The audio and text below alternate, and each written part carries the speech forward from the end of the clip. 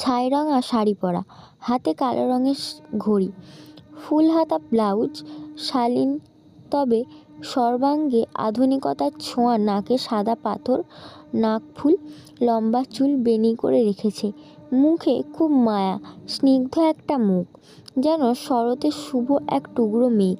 পদ্মজা বলল, আমার দেখা দ্বিতীয় সুন্দর মেয়ে মানুষ চিত্রা দিদি।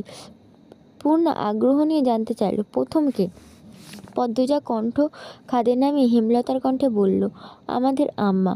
হেমলতা বুক শীতল স্নিগ্ধ কোমল অনুভূতিতে ছেয়ে গেল। পদ্মজা এত সুন্দর করে আমাদের আম্মা বলেছে, হেমলতা প্রথম শুনলেন। তিনি সুন্দর ভুবন মোহিনী রূপসী মুখে শুনলেন। এই সুন্দর কথায় রাখবেন তিনি কেন? ছেলে মানুষই অনুভূতিতে তলিয়ে যাচ্ছেন তিনি। প্রেমা অবাক স্বরে বলল, আম্মা তো কালো, চিত্রা দিদির চেয়ে সুন্দর কিভাবে? এভাবে বলছিস কেন প্রেমা? তুই ফর্সা হয়ে গেছিস বলে লোকেদের ভালো মনে হয় না? পূর্ণা গম গম করে উঠল। প্রেমা ভয় পেল। পদ্মজা বলল, পূর্ণা বকছিস কেন?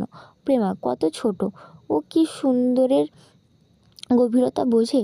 ও খালি চোখে ফর্সা কালার তফাৎ দেখে, সুন্দরের গভীরতা তো আমিও বুঝি না। পূর্ণার কণ্ঠ ভারী নিষ্পাপ শোনালো। পদ্মজা এদিক ওদিক তাকিয়ে দেখল হেমলতার উপস্থিতি। এরপর বলল, আমার রং কালো, কিন্তু সৌন্দর্যের কমতি নেই। আম্মাকে কখনো এক মনে দেখিস বুঝবি। আমাদের আম্মার চোখ দুটি গভীর বড় বড়, পাতলা মসৃণ ঠোঁট, আম্মা ঘন চুলে খোঁপায় এক আকাশ কালো মেঘ, আম্মার শাড়ির কুচি ভাঁজে অভিজাত্য লুকানো। আম্মা যখন তীক্ষ্ণ চোখে আমাদের দিকে তাকান, তখন মনে হয় বিরাট বড় রাজত্বের ধ্বনি তার পূর্বপুরুষের ক্ষমতা প্রকাশ করছে তীব্র দৃষ্টি নিয়ে।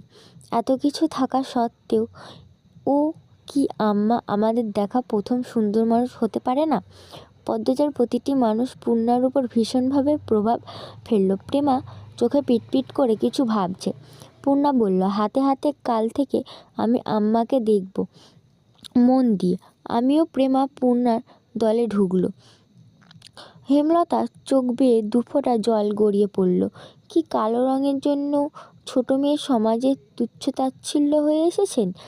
এত লুকিয়ে কাঁদা হয়েছে, কত করে চাওয়া হয়েছে কেউ সুন্দর বলুক, কিন্তু সেই কপাল কখনো হয়নি। আর আজ সে এই বয়সে শুনলেন তিনি কুৎসিত নন, তার মাঝেও সৌন্দর্য আছে। জন্মদাত্রী মা কালো রঙের জন্য গরম চামচ নিয়ে পোড়া দাগ করেছিলেন ঘাড়ে।